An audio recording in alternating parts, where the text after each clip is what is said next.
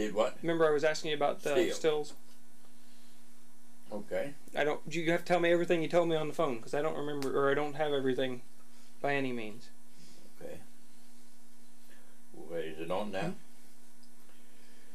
Has it got a good picture? Don't look at me like it's pointing at me too good. You're right in the middle of it. Okay.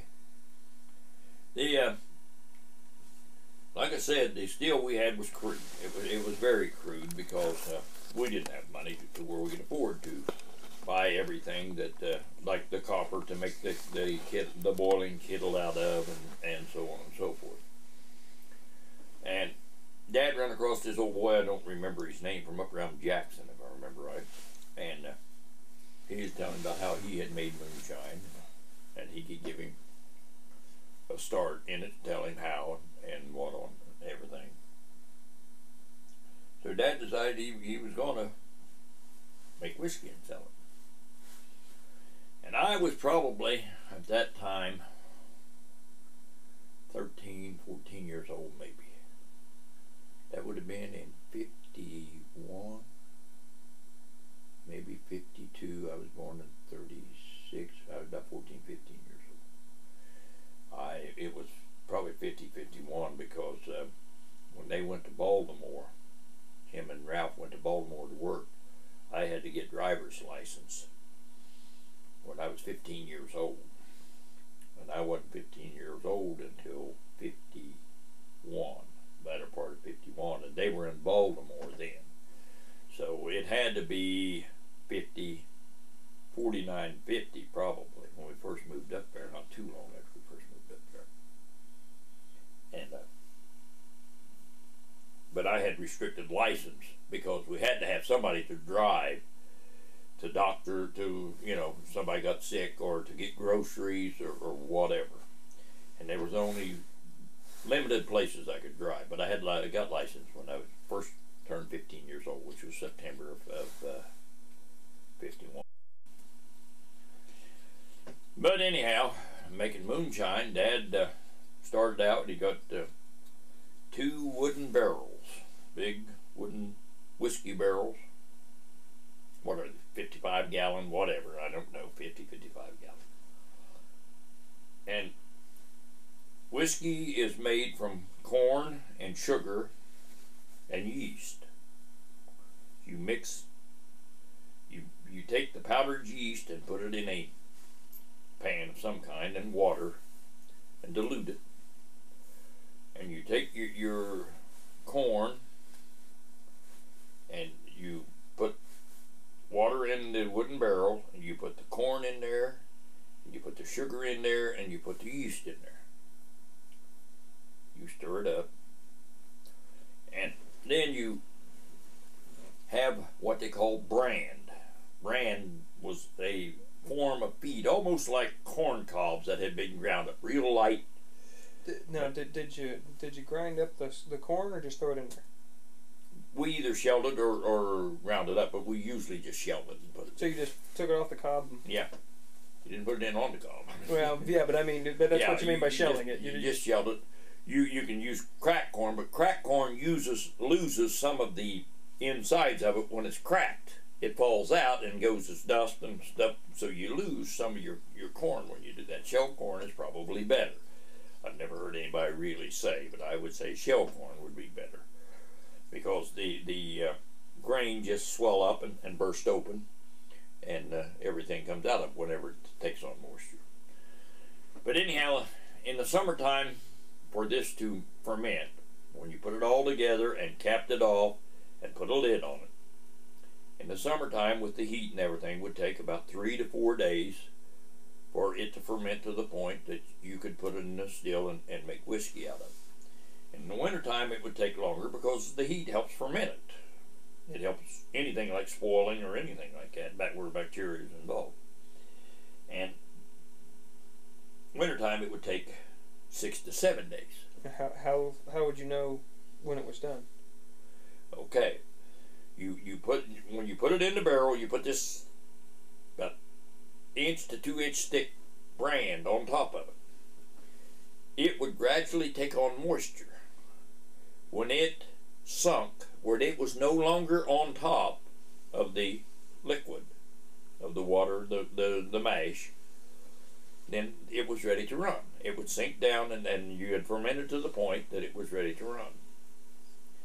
The still consisted the way we did it, and everybody says it's poisonous to do it this way, but as far as I know, nobody died directly of drinking the stuff. But anyhow, we take a 55-gallon metal drum.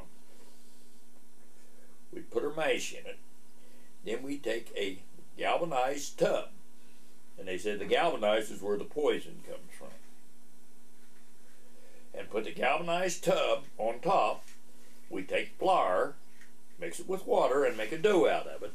And seal around the edge of the tub. The tub would just fit right down. So it would sit down or a couple feet below, or about a foot below the top of your 55 No, gallon it would come right down in and just inside the 55 just gallon barely about fit an in inch or so. Okay.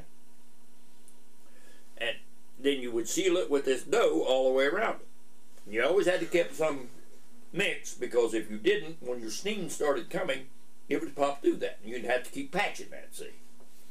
And once it would get baked, like pie crust, then it would be all right. It wouldn't leak anymore. But you had to keep, where the leach came, you had to keep kind of patching it. I see. And there was and I don't remember how we had the pipe in that thing. It had to be soldered in, soldered into that galvanized tub. We had a pipe coming out the top of the tub over to what we called a thumper keg. And a thumper keg, like I told you before, was a 16-gallon charcoal keg that they used to sell whiskey in. And still do, I suppose. The distilleries and everything. Anyway, what this supposedly did, when your mash would start boiling, steam would come off. It would go up that pipe into that thumper. Well, the thumper was cool. It would cause it to liquefy again down in the thumper.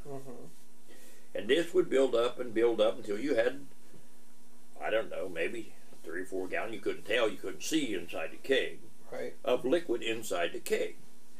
But the hotter the still got, the more steam came out. Well, you got to the point that that keg got hot too. So when it went into that keg, it would cause that liquid to boil again. And this supposedly took all impurities out of the whiskey and dropped it in the bottom of the keg. And when it would boil again, it would go out and up out of the keg into a copper tube, 3/4 inch copper tube, that would go up and over and down into another 55-gallon drum, into a coil, of 3/4 inch copper coil. Went down through that 55-gallon drum and come out the bottom. We had a hole in the bottom, it come out the bottom. We kept it full of water. Down at the bottom of that thing,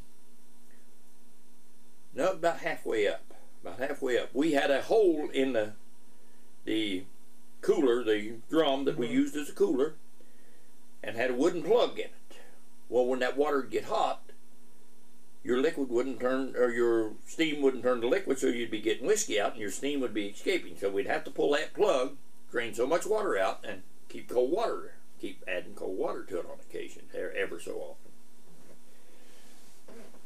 And whenever the steam would really get going good, like I told you, the reason the keg is called a thumper was when it gets going good and would heat up again and start sending the steam on out over in through the coil and down to come out as whiskey, that keg would start chunking. It would be like the liquid would be boiling, and the steam would work through it and come up through it. See, and you'd hear a whoomp as that steam would come up, and it would keep rotating like that until you had a substantial amount of steam coming off of what was in there, and it would start going kerplunk. And maybe a minute or two later you get a note of kerplunk, and the hotter it got, well, the closer that would get together. And whenever that thing really started thumping, like they called it, when it was going kerplunk, kerplunk, kerplunk, you knew it wasn't long till you was going to get some whiskey out. And then the whiskey would go through, or the steam would go through that coil and come out as you'd first see steam coming out of that pipe. And after about Oh, probably 10-15 minutes of steam coming out, you start getting a little bit of liquid, just a few drops. And then the longer you go, for long, it's a stream of liquid coming out. Now, out of the two 55-gallon drums, or whatever they were, not drums, but the barrels that we had mash, we would get, in the summertime, well, you would in the wintertime too, 22 to 24 gallon of whiskey that we figured would be probably at approximately 90 to 95%, or 95 proof, 90 to 95 proof. And that's where we tried to keep it at. We didn't have any way of gauging it, just by taste. Of course, the old man doesn't taste it. Whenever he was sober. When he didn't, well, we just went by ear more than anything else. We knew how many gallons after a while, if you run it off for a while, we knew about how many gallons it took, and that's what we'd take up. And then once we got it run off and shut everything down, we'd pack it up in jugs. We had it in gallon jugs. Is what we run it into gallon jugs. And we packed those jugs up to the house. And then here again, Dad used a galvanized tub to do this, which is not the way you were supposed to do it. But he would dump it in there. Each gallon that come off would be a little less proof than what the first one, and what the one before it was. And you could tell by the bead, and the bead is nothing but bubbles on top of your whiskey. You could shake it and you got a series of bubbles, about like you do water, but it dissipates in a hurry on water. Well, it would stand there and the longer it stood, the higher proof it was. When the bubbles disappeared, you know, how long it took for those bubbles to disappear, pretty well told you close to what proof whiskey you had. And you'd mix it together to where those bubbles stayed, and I don't remember how long, a certain length of time. And then that's when you quit, you know. That's what you were shooting for, is right? That level. Once that last gallon was taken off, it wouldn't have a whole lot of bead on it. But you knew about when to quit, and we'd take it up and mix it all together, and it would come out within reason to what the old man wanted to sell it at. And we sold it. And we never lived better in our lives than what we did when we were selling whiskey. We really didn't. We had a steady income for the first time in our life. We had a steady income. And we did when we had timber, but that was come and go. You know, you'd have it for maybe 3 or 4 months, and then you wouldn't have it. Whiskey was there year-round, and we did it for probably a year and a half, 2 years. Every week, we had a steady income. And but anyhow, Dad would sell it. He got $7 a gallon for it back then, $4 a half gallon, $2 a fifth, and $1.25 a pint. And we sold more pints than anything, but we sold fifths or quart jars or whatever, and occasionally we'd sell half a gallon or a gallon. But that's about all there was to it. Now, Dad got caught. Revenuers came. And Mom seen the car coming up the hill, coming out the top of the hill. The house we lived in was about, have you ever been up there on Big Pete? Okay. You come up a good ways up the road, maybe a quarter of a mile up the road, and then a quarter of a mile out to the house from the top of the hill. And she seen them come from the top of the hill out the road to the house. And she run in and she told the old man, and he wasn't paying any attention. Him and I think Homer Shelton was there that day, and they were both drunk, and they wasn't paying any attention to what she's saying. So she just grabbed up the jug and started out the back door. Well, when she went out the back door, the revenuers come around the house, and they caught her with that half jug, half a gallon of whiskey. Time they got the old man to jail, there was just about that much left in the jug. They drank it. They had enough for evidence, and that was it.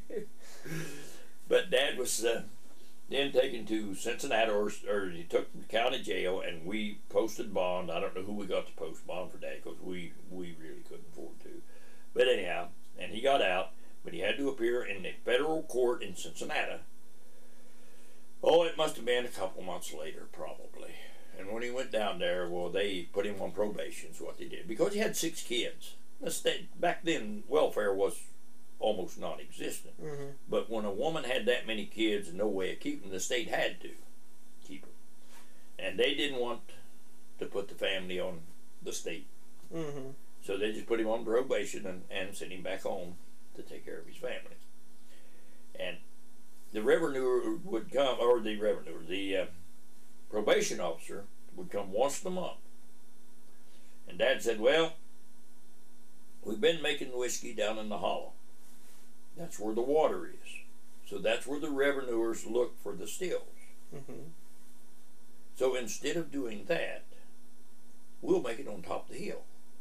And we'll haul the water up there with the mules on a sled. He made a big sled. The sled was probably 4 foot wide and maybe 7 or 8 foot long. And we'd get 55-gallon drums of water and haul it up there every night when we get ready to make whiskey. And we'd have maybe 4, 5, 6 55-gallon water drums of about 2/3 full, because if you got any full in that, it'd splash out on you anyway. We'd take it up there and we'd make our whiskey. And then we'd put the whiskey on the sled and bring it back in the next morning. And we used to meet the kids, Forrest and Wanda, and the kids going to Sonny, going to school the next morning. We'd be bringing whiskey up the hill by the time they'd go to school. You and Ralph? Me and Ralph. Yeah. And that's about it. That's about the size of it. About it.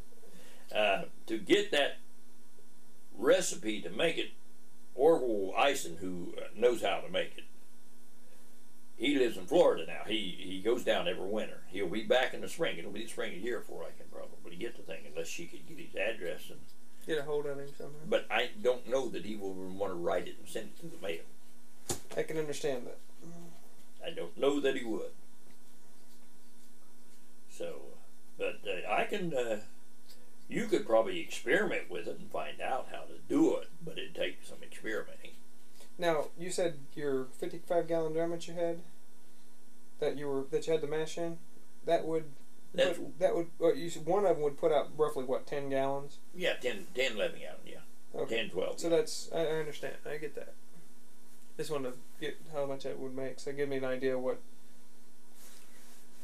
percentage you're looking at when you're working on something, because I'm probably going to make it in a much smaller scale if I do it. I'm sure you would.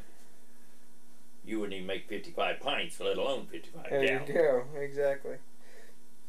But you could probably mix up something like 20 gallon. Well, even 10 gallon, and use it percentage-wise. Like exactly, I figured it that way. Yeah. And I don't know how much sugar it took, but it seemed to me like we used about a 50-pound bag every time we made whiskey, and that was two drums. Two drums, but roughly. That's been a long time ago, and I can't remember. And corn, I want to say probably 50 pound of corn, but I don't know. I understand. It's been, well, hell, I was only, like I say. You're just a little kid. Yeah. Now, 13, 14 years old. when did you live up by Hanging Rock? Up on High Rock? Dad got out of service,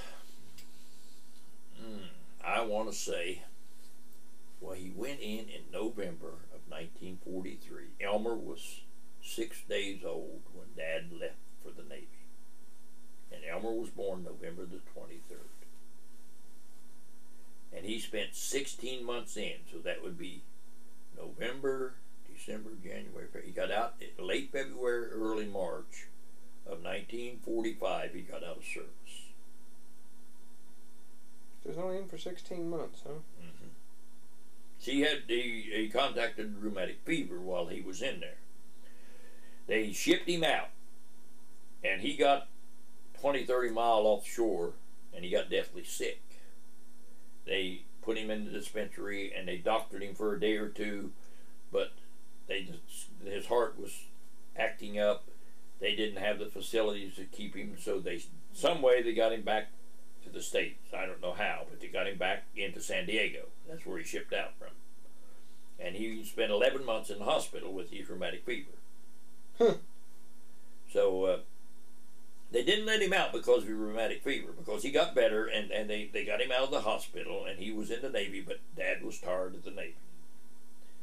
So what he did, he called home to Mom. He found out through somebody there in the Navy who she would have to see to get him out on a dependency discharge, because he had 6 kids. Mm-hmm.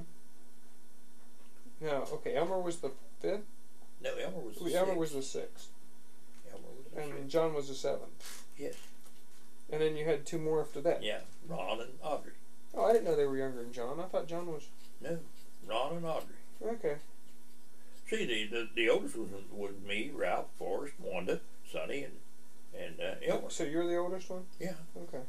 Yeah. And then Ralph, and then Forrest, then Wanda, then Sonny, then Elmer, then John, Ron, and Audrey.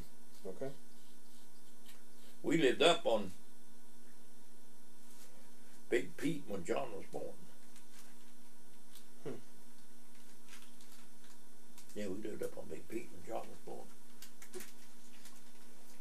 But it's been a few years ago.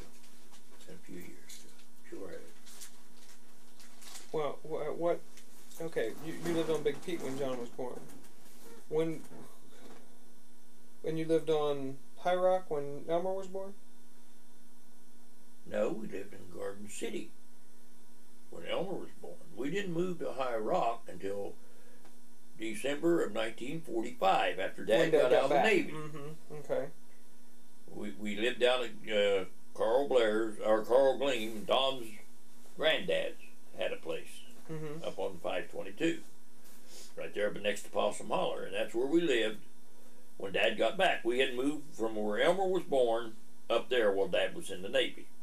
What happened was the people who we rented the house from where Elmer was born had family coming in and they needed the house. So we had to find a place to move to. Well, we were lucky. We found a place less than a half a mile up the road. Garden City's just right below Possum Hollow. And so we didn't have to move that far. And I don't remember whether we used a horse-drawn wagon or whether somebody had a pickup. Pickups were scarce back then. And not many people had pickups back then. And they didn't haul that much. The pickups didn't haul that much. They were so small they didn't haul that much. And I would want to say that we probably moved by wagon. Maybe Carl Gleam, who owned the place, I wouldn't doubt it a bit, but what he had a tractor and a wagon, and I don't think it was horse-drawn. I think he had a tractor. And he probably wanted to move us up there. I would bet money he was. Nobody else would know because Mom's gone and Ralph's gone. Ralph would remember, but I would bet money that's how we moved up there. We lived up there whenever Franklin Roosevelt died. I remember that he was president, you know, and we lived on the Glean place up there. I remember riding up and down the road on a bicycle telling everybody that the president died. There was only 2 or 3 neighbors is all I could get to then. What did he die from? He had, he had polio at one time, and I think he died of a heart attack. If I remember right. But it's a different world than what it is today. It really is. It was a completely different world back then. We had electricity there at the Glean place, but when we moved up to High Rock, we didn't have electricity. We lived up there 45, 46, 47, into 48, I believe, before we left up there. And we never had electricity. We had the kerosene lamp. We didn't have running water, of course. We had the path instead of the bath and so on. And we had that right up until I was married, before we ever got away from that. We never did have indoor plumbing while I was at home. Even when we lived in Baltimore, we had on Packer Street, we had a place out back with 3 walls around it. It wasn't really enclosed, but 3 walls around it. That we had a commode out there. And I think we had running water, but the commode wasn't in the house. It was outside the house. We did have running water, I think, on Packer Street in Baltimore. When we lived up there. We moved to Baltimore when Ralph was in between the 1st second grade is when we moved to Baltimore. So that would have been 34, 41. 1941 we moved to Baltimore. And I went to first grade. And I'm sure this was right. I could be wrong, but I'm sure it was George Washington Elementary School in Baltimore. And I walked to school. I remember that. And I was a very bad student. When I was in the first grade, I got F's and P's. F was fair and P was poor. Did Mom get it? Yeah, she should. Oh, I bet she went outside. Don't like she got it. Somebody got it. But then we moved from up there in 43. We came back home. And it was kind of funny. When we come back home, I think the only thing we brought was our clothes and a mattress. We sold everything else, the furniture and everything. Tied the mattress on top of the car. We had an old, I want to say a 36 Graham. It was a Graham. And Graham Motors made it, I think. I'm not sure who made it. But it was not General Motors or Ford or anybody like that. And coming down the road, Dad found a cornfield alongside the road, dusky dark. And there was a place where he could pull off the road just into the edge of that cornfield. And he took a mattress off the top of the car, and him and Mom slept on the mattress, and us kids slept in the car. It's an interesting life. It really was. It's an interesting life. And you know, Johnny says, your mom says that you kids wasn't raised, just were jerked up. And I don't know what she means by that, but that's what she always says. But we didn't have too many luxuries. We really didn't. And we were taught to work, and we were taught to work hard. And that's good. That's good.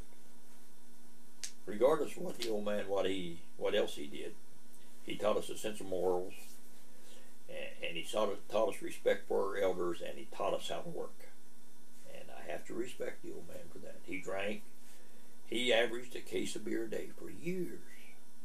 You walk in our house, and there'd be 10 or 12 bottles at the end of the couch, and he'd be sitting there, usually just in his underwear, with his leg under him on the couch.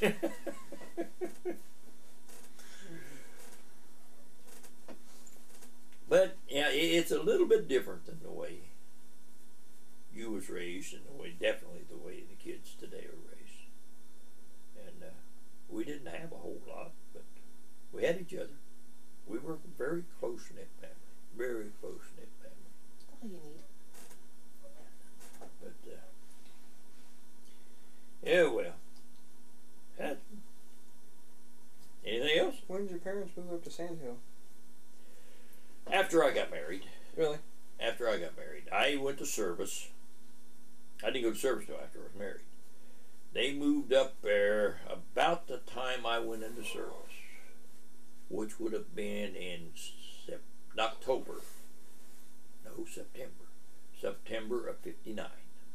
That's about the time they moved up there. Along about that time, maybe October, November, somewhere along there, they moved up to Sand Hill. Yeah. They spent a long time up there. First house the old man ever actually owned was that one up there on Sand Hill. While he was up there,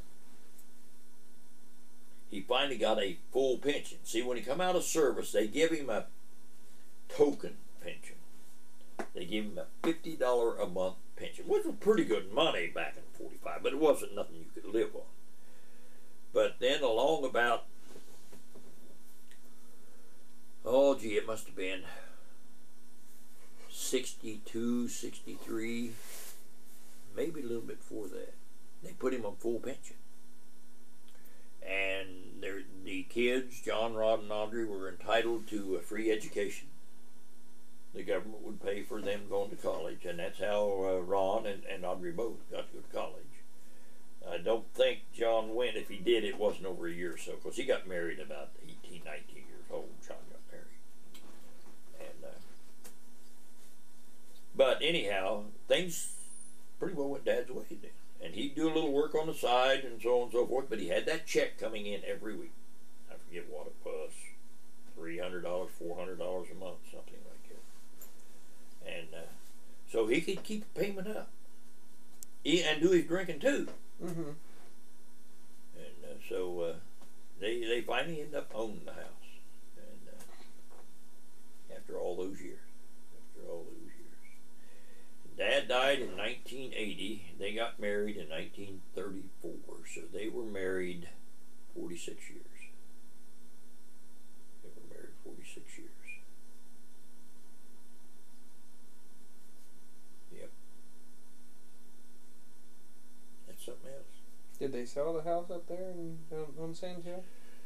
Mom finally did. See, Dad died while Mom was still up there. And Mom got afraid of the Indians up there. She got afraid of the Indians, so Wanda bought a house trailer, bought a lot down there, and Mom paid for it because Mom had saved a little money when she lived by herself and didn't have Dad spending it all. And Mom eventually paid her off because she had money coming in from the government all the time, see, on the pension and everything. And so they moved her down there right across from the shop where Sonny's got his apartment or his duplexes now. That's where Mom lived. And they sold the house up on the hill, used that money on the trailer, and then Wanda helped her, and then she paid Wanda back, and so on. But Mom got to the point that she got sugar, developed sugar. She got to the point she didn't know whether she'd taken her medication or not, and she would double her dose, or maybe she'd completely forget her dose, and she was having pretty severe problems, and was afraid she's going to kill herself. So Wanda bought the trailer off of her and put her in the nursing home, and then Wanda turned around and sold it to Sonny, I believe. I believe that's how it was. But anyway, not the trailer, but the place, the land.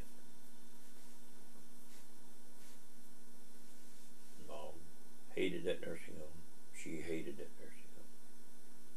You'd really enjoy, your mommy, I know hasn't hunted it up. I don't know where the hunt part. You'd really enjoy that tape. I think you would. I'm going to have to find it and see it. And it's a long tape, and it gets a little boring at times, but I really enjoyed doing it. I really enjoyed making that tape. And I would tend to like to do something like that for Mommy, but she probably wouldn't appreciate it anymore what my mom did. So I don't know whether I'd want to do it or not, but it would be enjoyable. It would be enjoyable. Mm-hmm. And I'd also like to someday take something like that and go to all the places that I was job superintendent over the country. That would be interesting. That'd be a long tape. Mm-hmm. That'd be a long tape.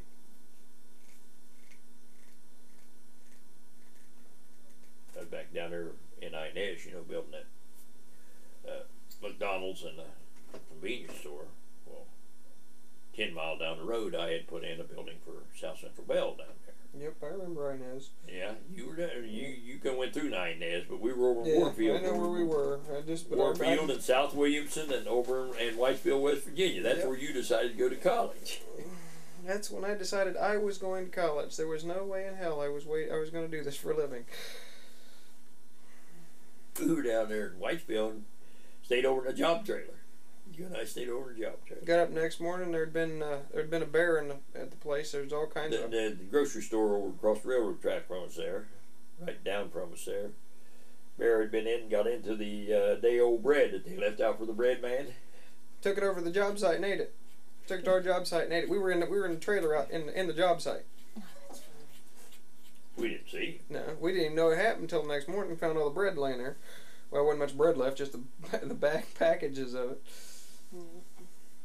Been interesting. And all the traveling I've done has been fantastic. Been absolutely fantastic. I've been all over Ohio, Kentucky, and quite a bit of West Virginia working. Yep. It's been interesting. It really has. I can tell some tales about just about every place I've been. I can tell you something about it. And if Huffy was always a historian. He'd say, "Where are you working at?" And I'd say, "Well, I'm working in." He'd say, "Oh yeah, that's where the Coonskin Library was," or "I'm working in just outside of Salina." "Oh yeah, that's where Grand Lake St. Mary's is." And, you know. Yep. He can tell me all about it. You know. Hey, I worked on a house near Salina. I know exactly what you're talking about. Remember that? I was up in Salina actually, but remodeling a house. Right after I got out of the Army, Sean, my old roommate from college, asked me to go to Salina with him. I didn't know you'd done that. I don't remember you telling me that. I'm sure you did. Remember I was here for about a week after I got out of the Army. And I drove to Toledo, and I was up there, and I actually ended up with an apartment in Toledo.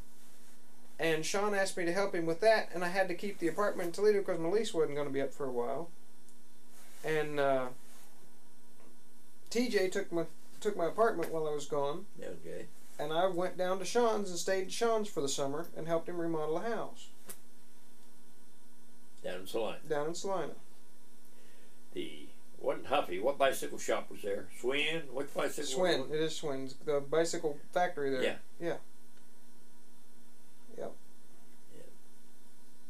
Yeah, that lake. I loved that lake out there. We got there and sit out by that lake and fish. Or the lake, Katie, was a feeder lake for the Erie Great Miami Canal that ran all the way from Lake Erie into the Great Miami River, which took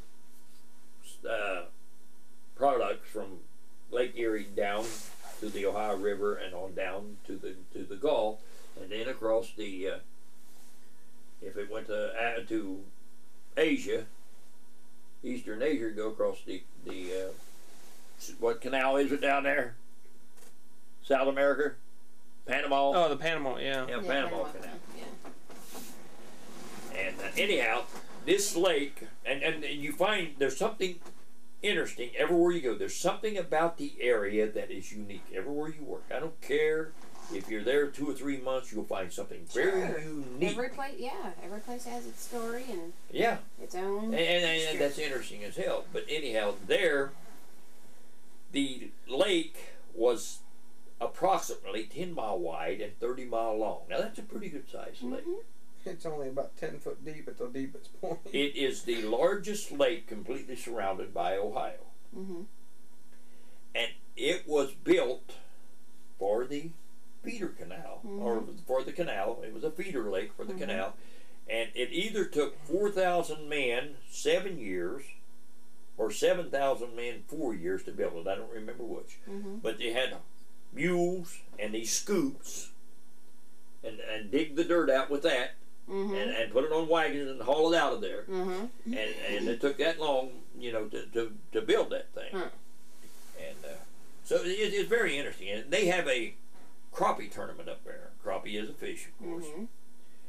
And the big prize of the tournament is a $50,000 crappie. They're tagged. There's a $5,000 one. There's a $10,000 one, $25,000 one, and a $50,000 crappie. And people come from all around the country to fish in that tournament. And do you remember how the lake was laid out? Had all these channels coming away from it. They dug channels away from that lake, and people had their houses along that channel. See, and they come out on their back porch and fish. Or have their boat tied up, have the dock there and the boat tied up there. In the backyard. And then there was places that you could rent those things. See, they'd have them built so you could rent them. And you were back and you had your privacy. Well, maybe there's a house 100 feet down the road from you, or down the canal from you, or something like that, or the channel. But you had quite a bit of privacy, and you lived right there. You go up there, maybe rent it for a month, lease it for a month, and fish all you want, and so on and so forth. It's interesting. And of course, down in Elkhorn City, that was very interesting. Oh, that was something else down there. And everywhere you go, though, like Amesville, like I say, Scott, Ohio. I enjoyed Scott, Ohio, up around Van Wert, that area. And everywhere you go, there's something you can tell, you can see or do, you know. Dad liked going to Beauty and Lovely and Yeah, I went through there just last year, you know. Did you? When I was down there at Inez. Yep. I still went over to, I started going over to Kermit, which is in Rough Town, and get my beer, but then I found that there was a place it was a little bit farther going over towards Prestonburg and had a brand new highway going over, 4-lane highway all the way over there. It was about 16, 17 miles. But every evening I'd run over there and get my beer instead of going 9 or 10 miles down across the mountain into Kermit to get it. And but yeah, stayed in that old house down there behind the building. Remember the building we was building? Stayed in that old house there. Rat infested. And up in Whitesville we had that trailer. Had a trailer. Yep, had the trailer in the middle of the trailer Have you park. looked out? Yeah, we were just looking at that. Is it snowing? That's what you were pointing at. Yeah. I couldn't figure out what the hell It's she been was pointing at. raining and sleeting and snowing. Are they still working? They're out there. I don't know what they're doing. I don't think they're doing too much. I probably ought to go out and see That's what fine. they're doing. We're done. That'll work. Trying to get a shot. That's a lot of lights. All I'm getting is a blur. Oh, there it is.